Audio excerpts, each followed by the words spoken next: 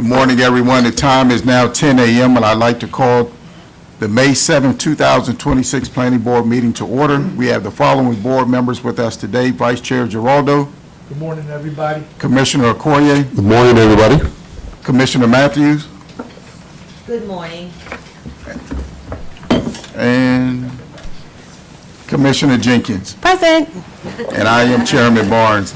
We will now move forward with the business at hand. Please note that the deadline for all participation, pre-registration, and submission of materials and exhibits was 12 noon on Tuesday before the Planning Board meeting. The order of cases for today's meetings are as follows: items 2, 4, 5, 6, 7, and 8. The first item on the agenda is item 2, draft minutes of April 23rd, 2006 minutes. I look for a motion. Mr. Chair, I move that we adopt the minutes of the April 23rd, 2026 meeting. Mr. Chair, I second that. It's been properly moved and second. I will now call the roll. Vice Chair Giraldo. Vote aye. Commissioner Okoye. I vote aye. Commissioner Jenkins. I vote aye. Commissioner Matthews. I vote aye. And I vote aye as well. We will move forward with the consent agenda. Consent agenda items 4A, 4B, and 4D. Is there anyone who wishes to oppose staff recommendations on the consent agenda items? If not, is there a motion? Mr. Chair, after consideration of the record for the items on the consent agenda, I move that we adopt the findings of staff and approve items 4A, 4B, and 4D. Second. It's been properly moved and second. I will call the roll. Vice Chair Giraldo. Vote aye. Commissioner Okoye. Aye. Commissioner Jenkins. Vote aye. Commissioner Matthews. I vote aye. And I vote aye as well. The regular agenda items, we will now move forward with the regular agenda items. The first item on the agenda is item number 5, departure from parking and loading spaces, DPLS-24001, AutoZone. We will now hear from Mr. King. Good morning, Mr. Chairman and members of the Planning Board. For the record, my name is Evan King with the Zoning Section. The item in front of you is departure from parking and loading standards, DPLS 24001 for 7755 Landover Road, which requests to reduce the required parking for a vehicle parts store by 27% or 29 spaces. This departure is intended to enable the addition of an enclosed storage area to the existing building, which would involve bringing the site into compliance with requirements of the prior zoning ordinance and the 2010 Prince George's County Landscape Manual. Staff find that the requested parking reduction would not bring the property below the number of parking spaces needed to meet the demand for the vehicle parts store with the proposed storage addition.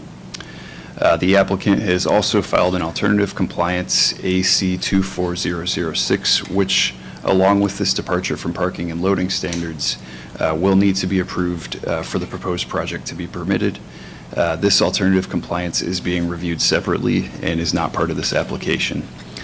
To conclude, staff find that the application meets applicable requirements and recommend that the Planning Board adopt the findings of the technical staff report and approve departure from parking and loading standards DPLS 24001 for AutoZone number 1837 in accordance with 2 conditions of approval as described in the technical staff report. This concludes staff's presentation. Thank you. Thank you. Are there any questions from the Planning Board? Seeing none, we will now hear from the applicant's attorney, Mr. Tedesco. Good morning, Mr. Chairman, members of the board. For the record, Matthew Tedesco, law firm Matthew Mahirzi in Greenbelt, on behalf of AutoZone Development LLC. Mr. Chairman, before I begin, I just wanted to take a moment of privilege and acknowledge tomorrow is your 10-month anniversary. So congratulations on your 10 months as the chairman of this esteemed body. I want to thank Mr. King, Mr. Hobart for their review of this application, Ms. Connor, the division chief, for their oversight and recommendation of this application. Just very briefly, the request is very straightforward, as you heard from staff, supported by substantial evidence. The applicant is proposing a 10,537 square foot additional storage space. The site itself has existed in substantially the same configuration since the late 1960s and has successfully operated as an AutoZone store since 2014. The property is approximately 2.3 acres in size and is constrained by irregular L-shaped configuration, existing circulation patterns, cross-access easements, stormwater management, and landscape requirements under the code. The reduction of 29 parking spaces is supported by the evidence. The departure is driven by code compliance improvements, being the landscaping and stormwater management, not by the intensification of the use, as the building expansion is not customer-serving retail space. The departure is driven by modernization of code requirements. We did submit a professional parking demand analysis utilizing the ITE parking generation manual. That study concluded that the projected peak parking demand for the site would be approximately 55 spaces on weekdays and 59 spaces on Saturdays. The site will still provide approximately 17 more parking spaces than the projected peak demand. Moreover, because the building expansion is strictly storage space and not customer-serving retail area, the parking study is actually conservative in nature. Customers will continue to utilize only the existing retail portion of the building, meaning actual parking demand is expected to remain substantially below the proposed supply. The requirements of Section 27.588 are fully satisfied, as acknowledged by your staff and supported by the evidence in the record. Planning staff recommends approval. The environmental planning section, historic preservation section, and transportation planning section all either recommended approval or found no adverse impacts associated with the request. For all those reasons, Mr. Chairman, we would respectfully request this board's support and approval of this application. We do acknowledge staff's recommendation and its conditions, and we have no changes to the findings or conditions. Thank you. Are there any questions from the planning board for Mr. Tedesco? Thank you. Thank you. Saying that we have none in opposition, is there a motion? Mr. Chair, I move that we adopt the findings and recommendations of staff and approve departure from parking and loading standards DPLS 24001, Auto Zone number 1837. Mr. Chair, I second that. It's been properly moved and second. I will call the roll. Vice Chair Giraldo. I vote aye. Commissioner Okoye. Aye. Commissioner Matthews. I vote aye. Commissioner Jenkins. I vote aye. And I vote aye as well. We will now move on to the next agenda item, item number 6, Office of the Planning Director, Legislative Drafting Request, LDR 80. We will now hear from staff. Good morning, Mr. Chair, members of the Planning Board. For the record, Natalia Gomez with the Planning Director's Office. Item 6 of the agenda is LDR 80-2026. Next slide, please. So the purpose of the proposed amendment is to promote higher density residential development by permitting 2-family and townhouse dwellings within the residential rural zone inside the Capitol Beltway, and to set use, intensity, dimensional, and parking standards for such infill dwellings within the rural residential zone. Next slide, please. The ordinance currently only permits single-family detached dwellings by right in the residential rural zone, and as a means to help promote higher density residential development in the county within the residential rural zone, LDR proposes permitting 2-family and townhouse dwellings on property or assemblage of properties comprising of 20 acres or more within the, as I mentioned, the rural zone and within the Capitol Beltway and near transit or higher density zones subject to specific location criteria that are listed in the slides. They also propose amending standards to reduce minimum lot size, increase density and lot coverage, and require detailed site plan review to ensure compatibility, set aside areas for green space and public benefits. Next slide, please. So, staff, based on the parameters listed in the bill, we prepare some maps to determine which properties would be eligible or would be subject to this text amendment.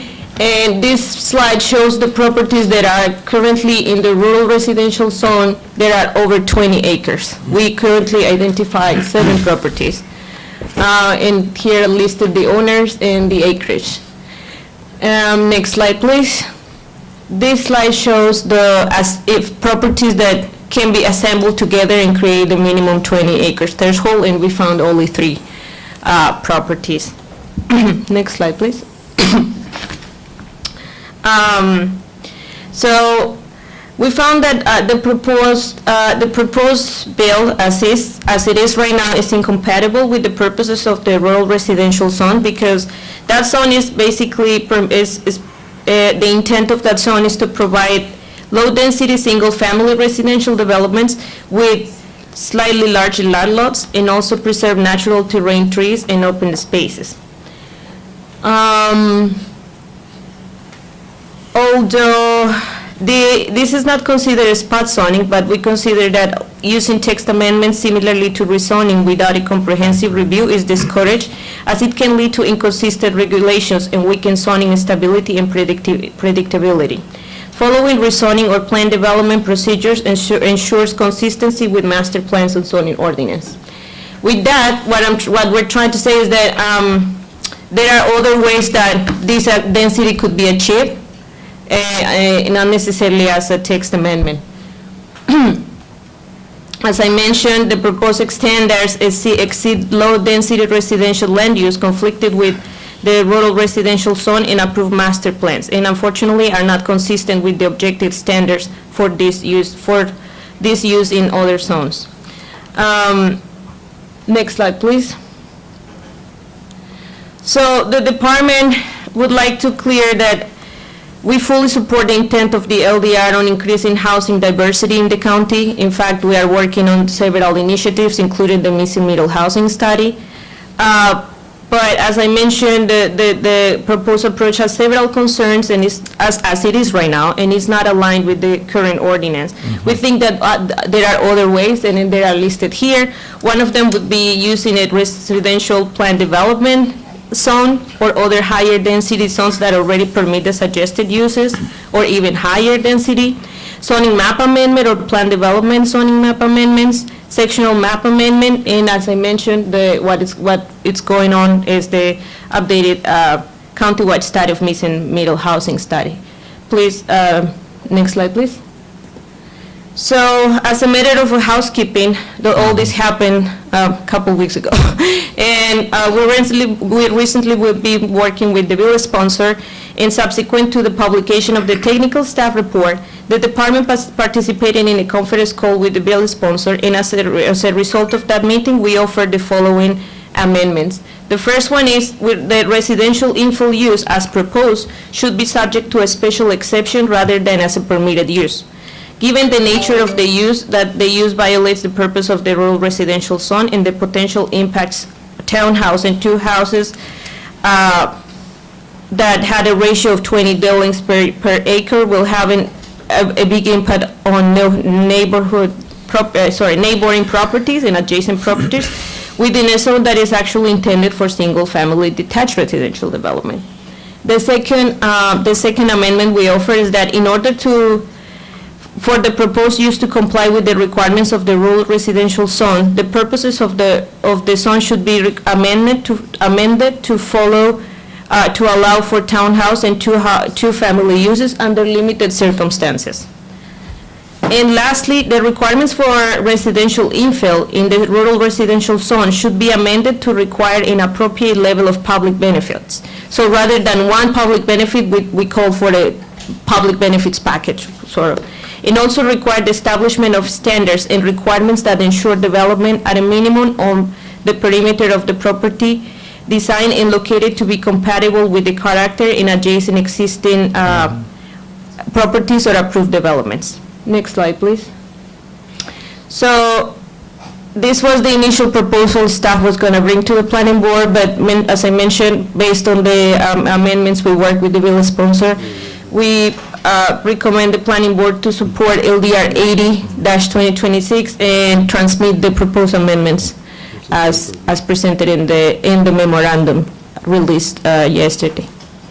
And that concludes my presentation. I'm happy to take any questions.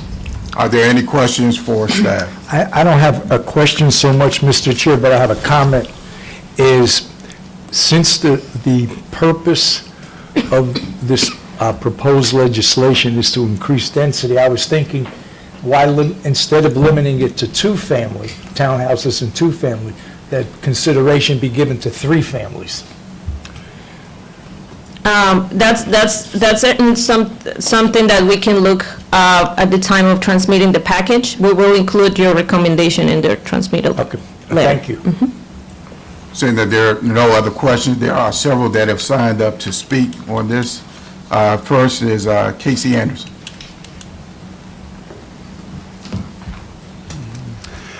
Chairman Bond, members of the Planning Board, I will keep this short and to the point.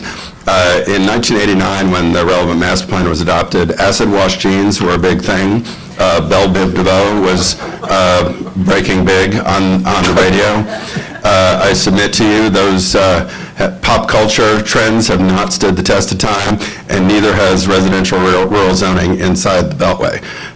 It should be obvious, should not require making the argument, and the staff acknowledges as much, that the zoning that was recommended by that plan is wildly out of step with Plan 2035 and what Prince George's County needs today. So I submit to you that asking an applicant, asking a property owner to wait for a new master plan to fix that is like saying you've got to hold on to those old records and those old jeans in the closet. There's no need to do that.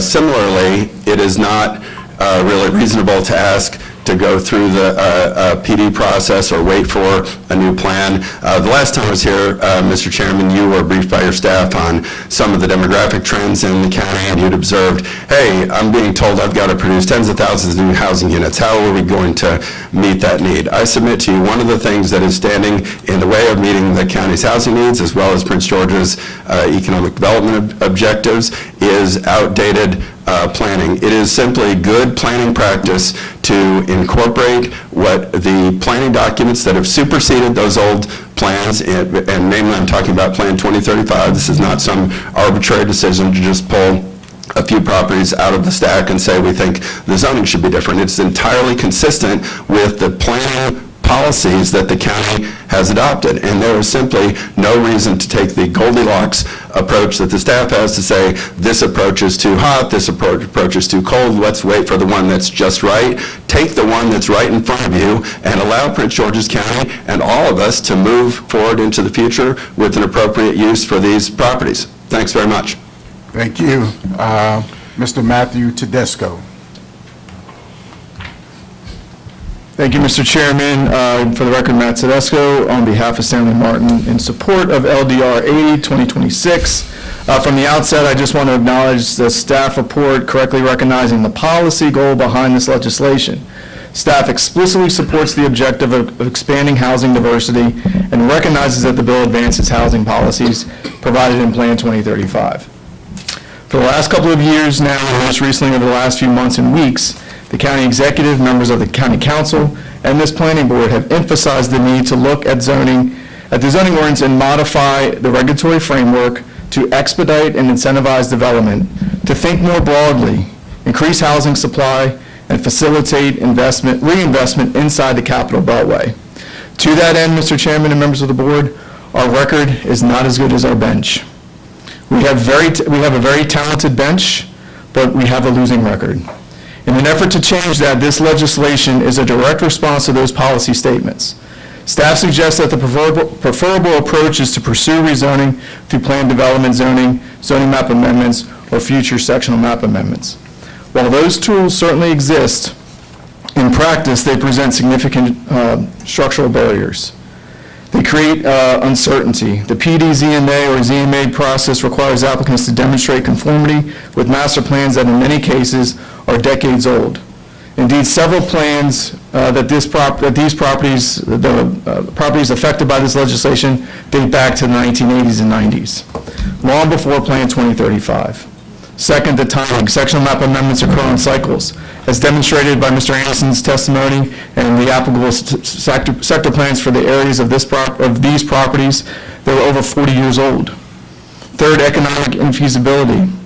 Individualized rezonings introduce discretionary risk, prolonged timelines, and substantial entitlement costs that make the very housing types we are discussing here today, moderate density, missing middle housing, economically difficult to deliver. Just a month ago, this board reviewed an LDR regarding special exceptions for daycares. In that presentation, staff supported the removal of special exceptions for daycares and supported the bill because it, quote, reduced discretionary review processes and promoted more predictable and efficient entitlement process. That's precisely what this bill seeks to do. It does not broadly upzone the county. It applies only inside the Beltway where the development community has been instructed to focus its efforts, and only where properties are near transit or adjacent to higher density zoning development. Development would still require site plan approval by this board, ensuring compatibility, open space, sustainable design, and public benefits. In other words, this legislation preserves oversight while providing the predictability necessary for infill housing to actually occur. We had an opportunity to support a modern zoning tool that supports missing middle housing, strengthens transit corridors, and encourages reasonable reinvestment where growth is intended to occur. For those reasons, we would respectfully request you to support LDR 80. Thank you.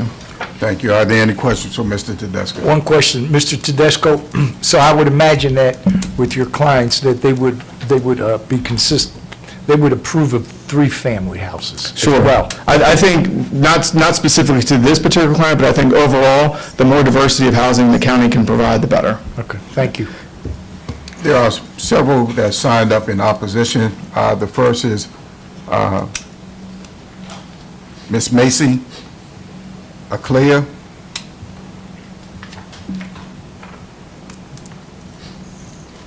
Ms. Macy. Carol Herwich.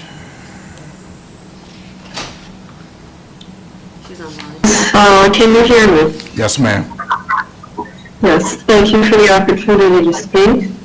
My name is Carol Holish. I live in Prince George's County on Pillsbury Road in Delphi.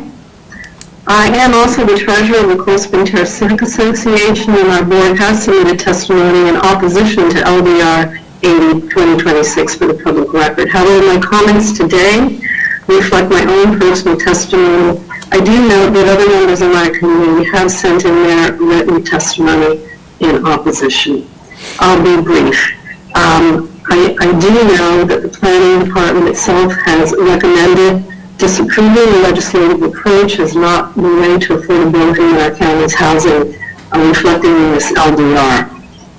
It's absolutely not consistent with the recent master plan and undermines that work and process. We're particularly concerned that the prior version of this bill would have applied to any size parcel in county area zones. Although this revised bill applies to parcels 26 acres and larger, I'm concerned it sets a precedent for our zoning, specifically concerned that could be amended during the legislative process after approval and implementation would apply to some of the smaller parcels.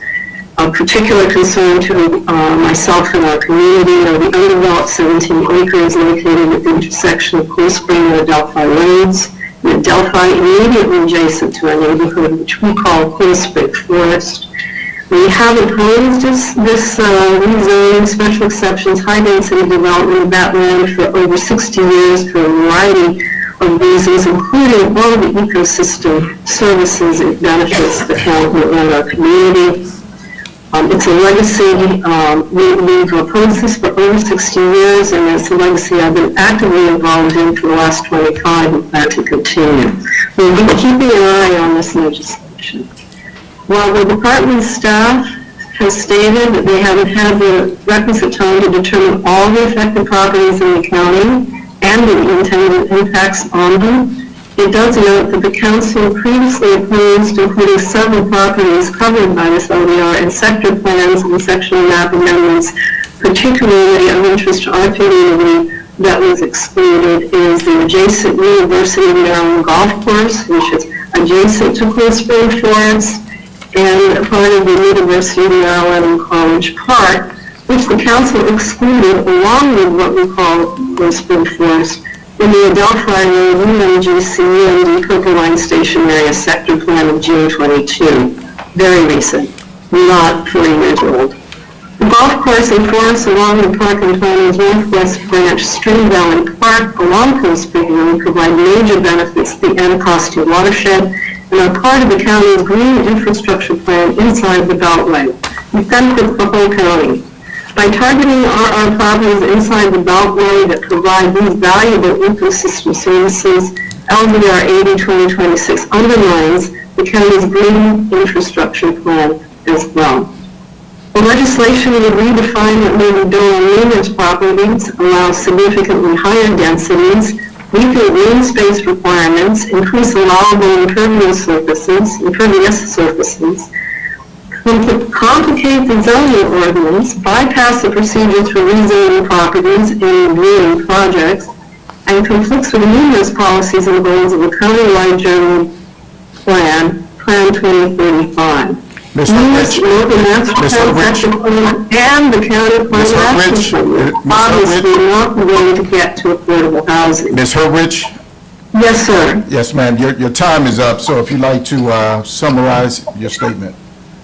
Yes, I will close. Thank you. The department noted that LDR 80's stated goal of increasing and diversifying housing stock can and should be achieved without those conflicts through the county's zoning map amendment, the plan and development processes, which allow and require project-specific reviews and allow formal public comment and assessments of the project's impacts, legality, and consistency with county policies and plans. Thank you again for the time to speak today in opposition to LDR 80 2026. We'll keep an eye on it. Yes, ma'am. Thank you all. Chris Cathy. Chris Cathy.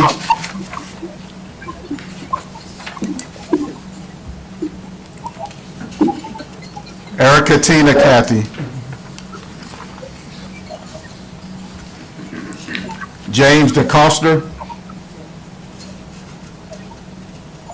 Yes, this is James DeCosta. Thank you, Chairman, for the opportunity to Yes, sir, speak you this have 2 morning. minutes. I trust you can hear me. I won't take that long. All right. First, I'm a U.S. Air Force veteran. I'm a 67-year-old. I'm a native South Carolinian. I've been living in the county now since 1989. I'm a retired senior federal executive. I currently reside in the Wingate subdivision, which is across the street from one of the properties that are being considered here today. And as a principal resident for since 1989, this is a county I love and admire greatly. We met on last evening with our district board council member Tim Adams, and on last night, and this was during our homeowners association meeting, and expressed our extreme displeasure and opposition to this legislation. And our opposition is based on a number of reasons, of which I'm not going to go into each and every one of them. But this neighborhood being considered is across the street, directly across the street from the primary entrance to our subdivision, which will pose significant safety concerns, and those are concerns that we are extremely concerned about. The thing that concerns me most, obviously, is this notion of a special exception, because I do feel that special exceptions should be carefully considered and used only when there are severe conditions that warrant them. I am not aware of a severe condition that warrants trying to cram in 163 units in the space that is allowed, and to act for a special exception on behalf of a builder or developer and those that are in agreement or supportive with, certainly causes concern from the residents. Unfortunately, do not have the avenue of special exceptions, although our voices can be heard. And I thank you for this opportunity to do that, and thank you for giving me the opportunity to express my opposition to this consideration. Thank you so much. John Robinson. Mr. Robinson? Really? I hear you now. You have 2 minutes. Hello? Can you hear me? We hear you now. Okay, very good. Dear Chairman Barnes, Planning Board, I sent written testimony earlier. I will summarize that now. I agree with the technical staff's objections to this legislation. It appears to be spot zoning, on further analysis it would apply to 3 properties potentially. The effect of this has not been, because these properties haven't been previously identified, it's not been available for public examination and comment. There are specified procedures for reviewing zoning and changes, and this bill short-circuits those procedures and undermines systematic planning and public involvement. that certain deleterious impacts have already been identified. These include increasing impervious surfaces, which would harm our already impaired streams and increase the urban heat effect inside the Beltway. In addition, it creates a risk to the University of Maryland golf course, which the previous university president, Wallace Lowe, tried to develop. The technical staff should be given the opportunity to develop a comprehensive list of affected properties with a true understanding of the impact of this proposed legislation. The bulk of the property tax in Prince George's County is borne by residential property owners, and the bulk of the property tax in Montgomery County is borne by businesses. Prince George's County already has the highest tax rate of any county in Maryland.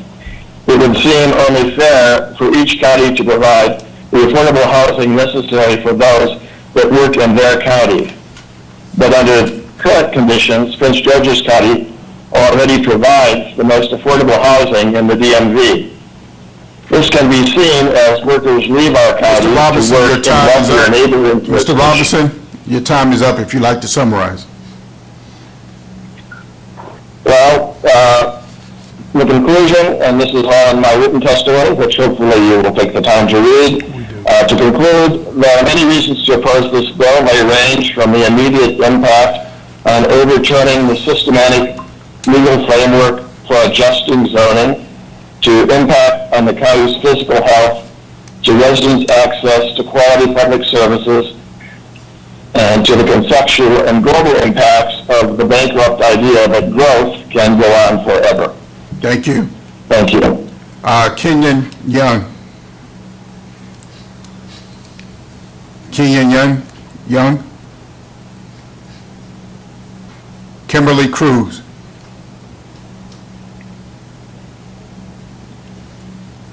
Kimberly Cruz. Lawrence James.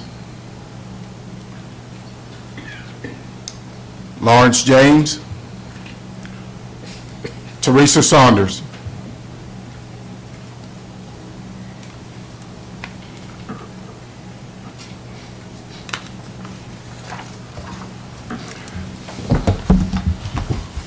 Good morning, Chairman Barnes and Commissioners. Good morning. Thank you all for the opportunity today to speak with you all about preserving our rights to determine the regulations and parameters for the planning and development of our land in our communities in our Prince George's County.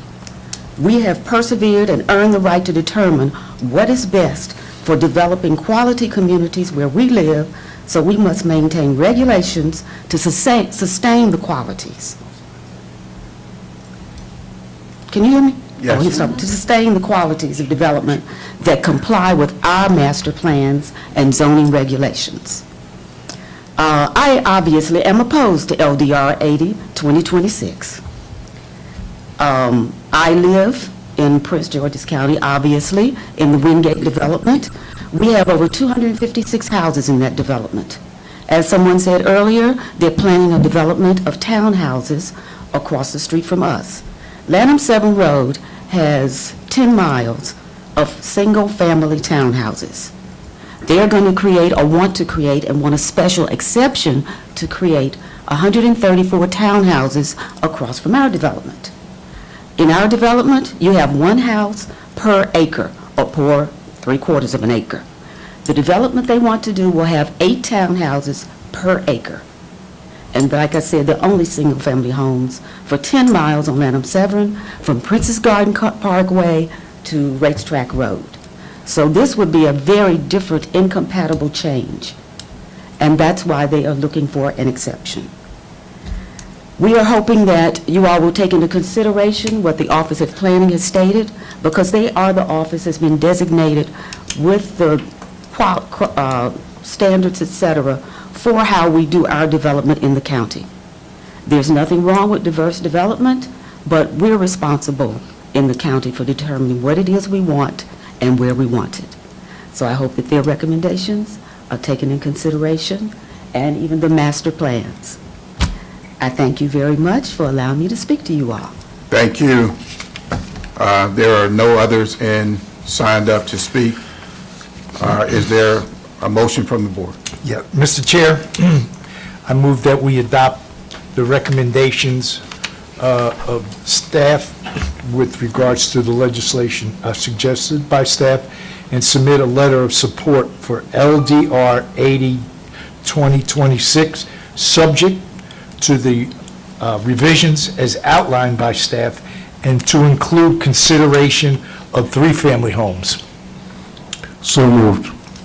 It's been properly moved and seconded. I will now call the roll. Vice Chair Giraldo. I vote aye. Commissioner Okoye. I vote aye. Commissioner Jenkins. I vote aye. Commissioner Matthews. I vote aye. And I vote aye as well. The next item on the agenda is item number 7, Office of the Planning Director Legislative Drafting Request LDR 94-2026. We will now hear from staff. Yes. Again, Natalia Gomez with the Planning Director's Office. This time I'm bringing LDR 94-2026. Next slide, please.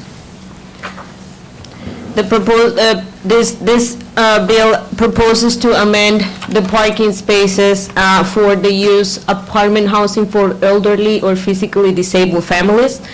They want to increase the minimum parking for 1 space per 4 beds, to 1 parking space per 2 beds. Next slide, please. So little copy. So I'm going to provide a little bit of background. The use as it is, apartment housing for elderly or physically disabled families was added to the zoning ordinance back in 1960s. So it's been a while.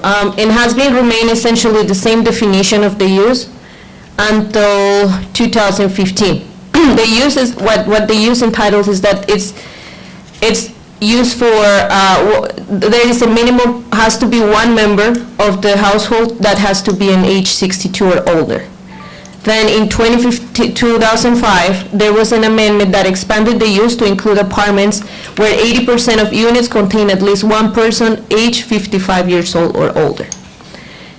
Next slide. But I want to emphasize there is 1 person at least in the household. Right. Now, the zoning rewrite in 2018 consolidated several uses, but didn't touch the elderly housing. And the new definition for these uses to limit buildings occupied by the person that is at least 62 years old or over. Sorry, I confused them. I'm a little I'm still getting over LDR 80. Let me start again. A new definition was added in the zoning rewrite called elderly housing. This one limited the use to buildings occupied by persons 62 or over. And apartment housing for the elderly also carry over. So those 2 uses were together. The minimum parking for those 2 uses before the zoning rewrite was 0.6 spaces per dwelling units, not per beds. And the zoning rewrites changed that parking ratio to 1 parking space per 2 beds. And that's what we have right now. The apartment housing for the elderly or physically handicapped families is more similar to a traditional building use, residential use, rather than a hospital or the assisted living facility that is the one that uses typically the bed ratio. The residential uses use dwelling unit ratio for parking spaces, and hospital and other assisted facilities uses bed ratio. So, in addition, while analyzing the proposed bill, we did not find any data or analysis that supports the increasement for why they want to switch from 4 beds to 2 beds. And with that, next slide, please. We actually proposed an amendment to the bill that it should be reverted to, the parking ratio should be reverted to what it was originally, that it was 0.6 spaces per dwelling unit, not per bed. So with that, we obviously are available to work with this bill sponsor to carry on this amendment and to do further studies on what are the real needs for parking spaces for this type of uses, for elderly uses in apartment for the housing and elderly. And we also are calling for considering some grandfathering amendments, grandfathering provisions for projects that are under the pipeline under this proposed use. Next slide, please. And with that, well, the department recommends the planning board support the bill so long as the ratio is changed to dwelling unit instead of bed. I'm available for questions. Are there any questions for Ms. Gomez? Seeing none, I believe that there are a couple that have signed up to speak. First is Matt Tedesco. Thank you, Mr. Chairman, members of the board, Matthew Tedesco. Tedesco on behalf of Cruise Development Corporation here in support of LDR 94-2026. We did submit written testimony, which I would incorporate and adopt. One thing, Ms. Gomez, for her presentation, I won't reiterate kind of how we got here. I think Ms. Gomez did a sufficient job of doing that in the staff report. The planning department documented that the recent senior housing projects have been required to provide fewer spaces than similar developments under prior law. In our own experience, with the recently approved Branchville Crossing project, which was an 87-unit affordable senior housing project in College Park, approved by this board on March 26th, both the applicant and the city recognized that the additional parking was necessary to properly serve the development. At the same time, I appreciate and support the planning department's recommendation that the council adopt a more context-sensitive approach based on dwelling units rather than beds. We believe the proposed amendment strikes the right balance by recognizing differences between areas inside and outside the Capital Beltway. In our testimony, we provided another friendly amendment to staff's amendment, suggesting that the parking ratio for inside the Beltway be 0.60 parking spaces per dwelling unit, and outside the Beltway, consistent with staff's recommendation at 0.66 spaces per dwelling unit.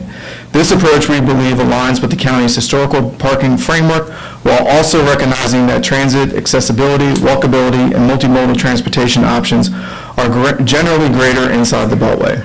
Importantly, these amendments are consistent with Plan 2035 because they avoid a one-size-fits-all approach and instead tailor parking standards to local conditions.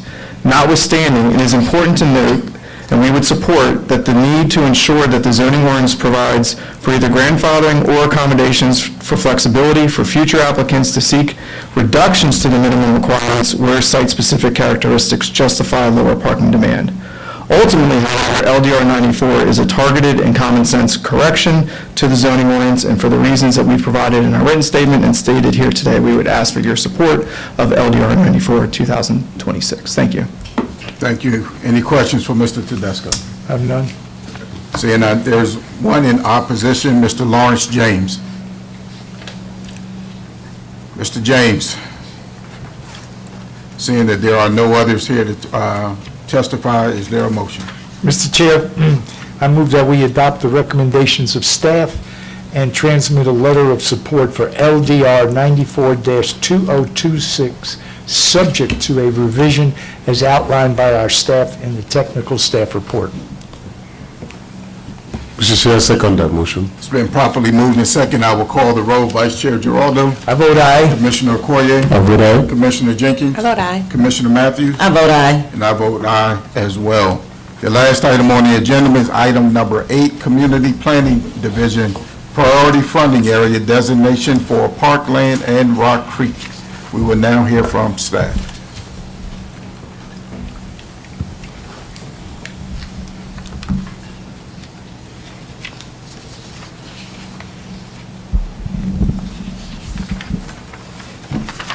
Good morning, Chairman Barnes and members of the Planning Board.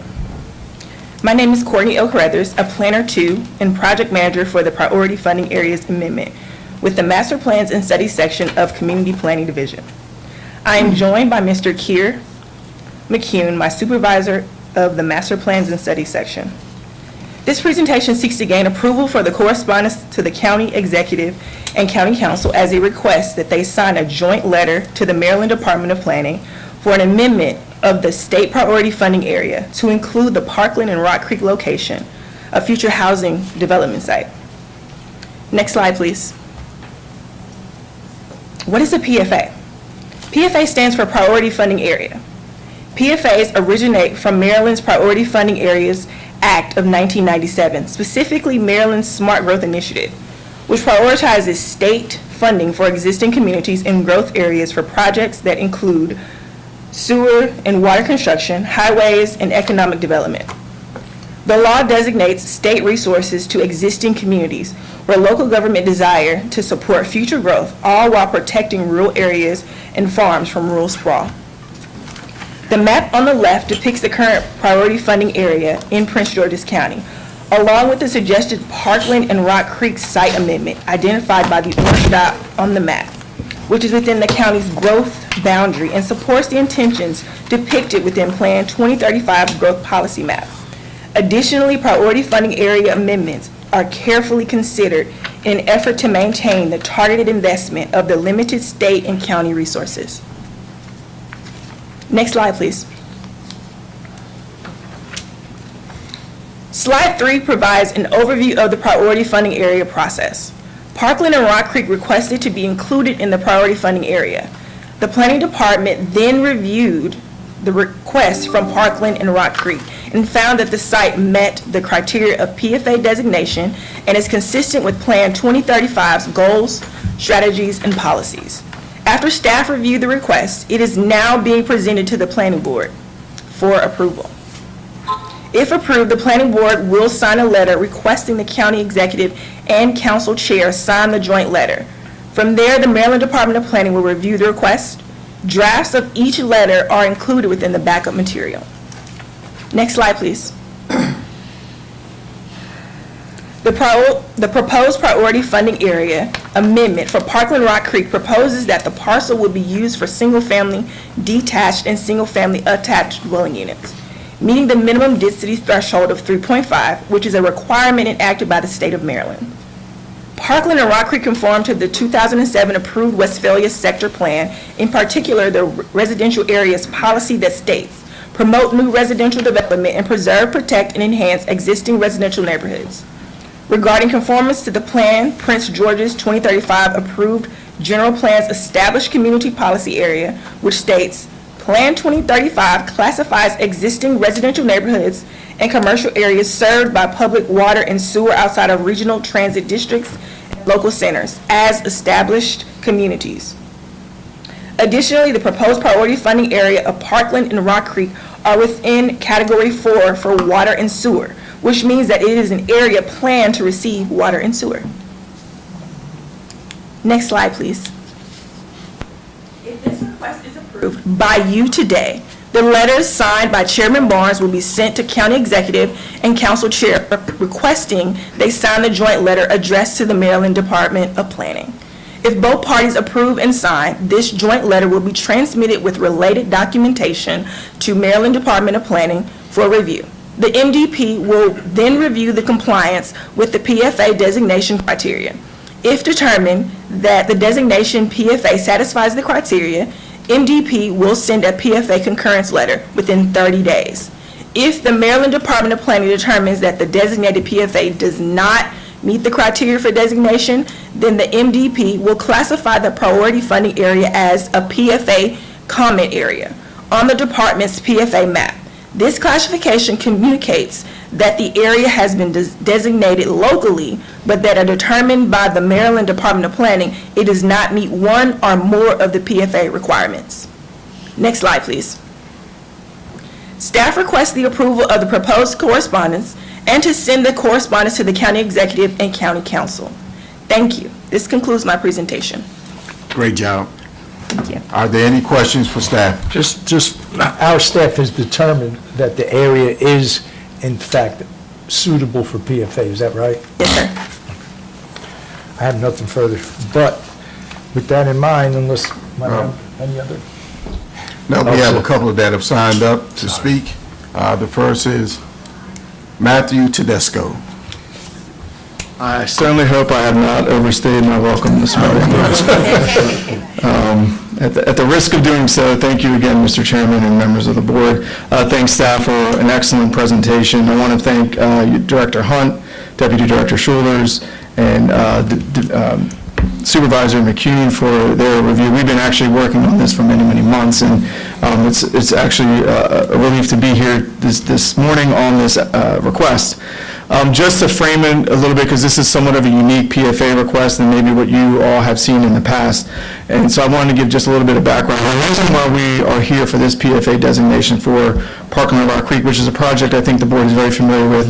We've had conceptual design plans approved, preliminary plans of subdivision, specific design plans approved for this development, is because as part of this development, we have to do road infrastructure improvements along Ritchie Marlboro Road, and to include widening, that's an arterial roadway, as well as the construction of MC 631, which traverses the entire length of the property, basically bisects the eastern, planned west side of the property. As a result of those road improvements and road dedication and ultimately constructing those roads, the road traverses through, particularly portions of Ritchie Marlboro and portions of MC 631, traverses some regulated wetland areas. In order to impact those wetlands, which were mitigated, we acquired off-site banking credits. The bank that had those credits was the Patuxent Mitigation Bank.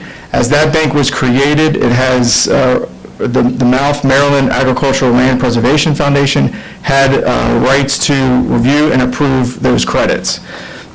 Mouth heard this application for the credit the end of last year, and as part of that process, one of the requirements for allowing the credits under the Mouth designation was that the property be in a PFA. At that time, the property was not specifically in a PFA, but we had commenced with the process to get it into a PFA.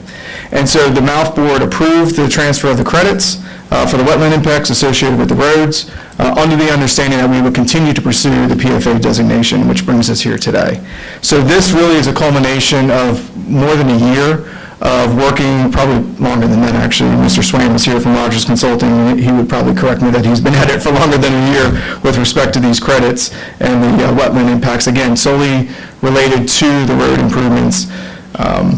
And so as a commitment to the Mouth Board and its approval of transferring those credits so that we could facilitate this project and build the roads, we're here seeking this designation. As staff has correctly indicated, this project, which is not only inclusive of the area that's highlighted on your screen and referenced in the backup material, but also out parcels 1 and 2, which are entitled for, at least through a CDP and a preliminary plan of subdivision, entitled for age-restricted apartment housing at that corner of the property. We have yet to bring in a specific design plan for that, but the overall project is both single-family attached, detached, as well as senior multifamily. But the project does meet all the requirements for PFA designation. It is in water in category 4, however, we have since filed for water in category advancement to 3 so that we can move forward with those record plats, and that is pending. So all designations, all requirements, all review support this. We have been in communication with the council members, with the county executive, who are looking forward to receiving your letter, and we expect that they will transmit this to the Department of Planning in due course, and we suspect that they will approve this PFA. But it starts with you all, and we respectfully request, as your staff recommends, your execution of that letter in support of this designation. Thank you. Are there any questions for Mr. Tedesco? Seeing none, is Rob Swam here? Rob is here. He's with the consulting team. He doesn't need to testify. Okay, Unless there's any questions. thank you. Seeing that there are no others here to speak, is there a motion? Mr. Chair, I move that we request the county council and county executive to transmit correspondence to the Maryland Department of Planning requesting an amendment to the county's designated priority funding area as detailed by staff in its report. Mr. Chair, I second the motion. It's been properly moved and second. I will now call the roll. Vice Chair Giraldo. I vote aye. Commissioner Okoye. I vote aye. Commissioner Jenkins. I vote aye. Commissioner Matthews. I vote aye. And I vote aye as well. This concludes all items on today's agenda. I'd like to thank the staff and others for coming out today. The time is now 10:53, and the meeting is now adjourned.